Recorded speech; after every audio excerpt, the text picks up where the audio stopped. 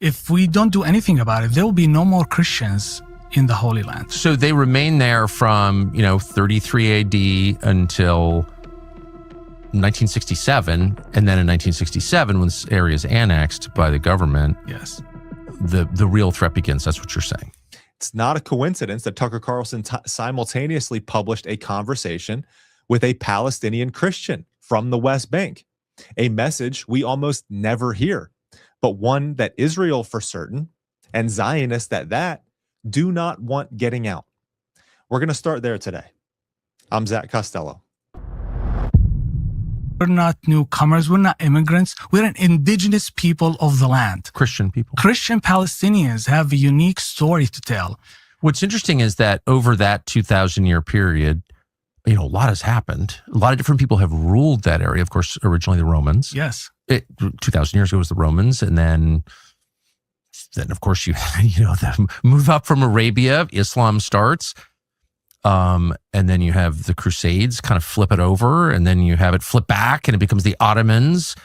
And then Muslims run out of Istanbul, Constantinople, Turks.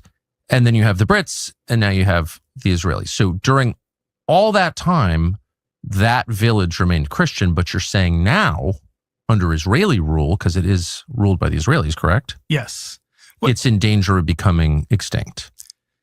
I call Palestinian Christians empire survivors. Yeah. We have survived empires, armies came and left, rulers came and left. A lot of them. Identity changed, language changed, culture has been shaped by those empires, but the people have always remained there. The church has always been open to worship, has always maintained a gospel witness. And this is my deepest concern, that if nothing has happened, if we don't do anything about it, there will be no more Christians in the Holy Land. So they remain there from, 33 AD until 1967. And then in 1967, when this area is annexed by the government, yes, the real threat begins. That's what you're saying. Yes. Israel has pursued one strategy, Tucker, over decades, which is take as much Palestinian land as possible and keep as few Palestinians on the land as possible. This has been their strategy. It has worked for them because they've constantly taken Palestinian land within, we're talking about, not proper Israel, but we're talking about 1967 when they captured West Bank, East Jerusalem, and in Gaza.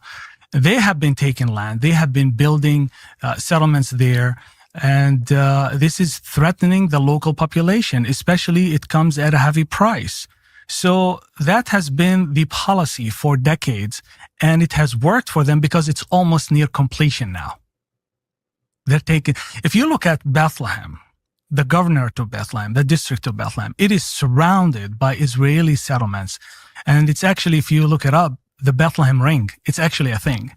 It's a ring of settlements all encircling every town, every Palestinian village, and they choose these specific lands strategically on hilltops, taking water resources, building walls around these settlements, building new roadblocks, building new checkpoints, building new security measures, they call it, motion sensors, electric wires, and it comes at a really deep expense, at the expense of the local population.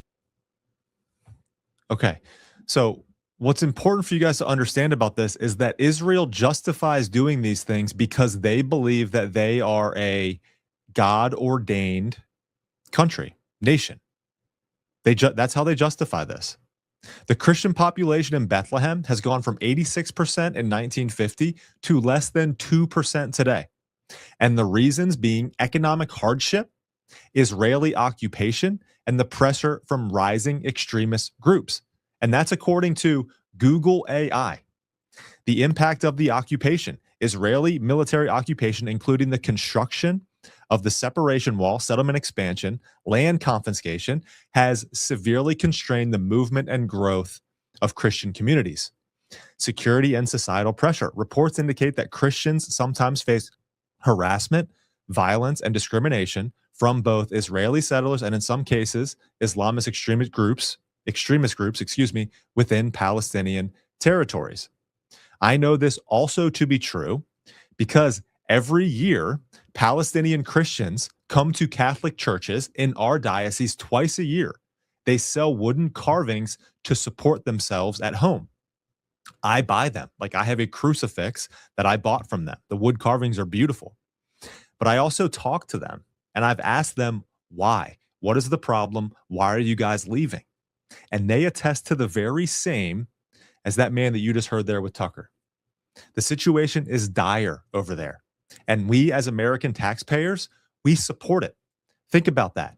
As a Christian, your tax dollars are going toward the displacement of Christians in favor of Jewish settlers.